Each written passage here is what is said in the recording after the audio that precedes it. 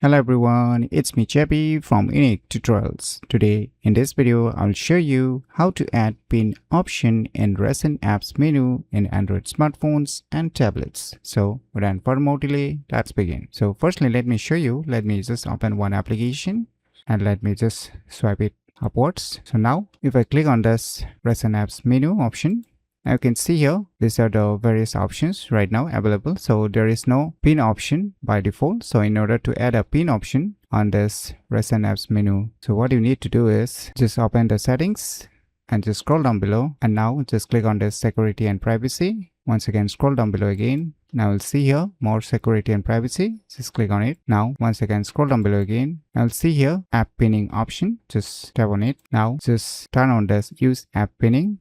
Tap on OK. So now you can minimize it. Now let us reopen the recent apps. And now let me try to click on this down arrow icon.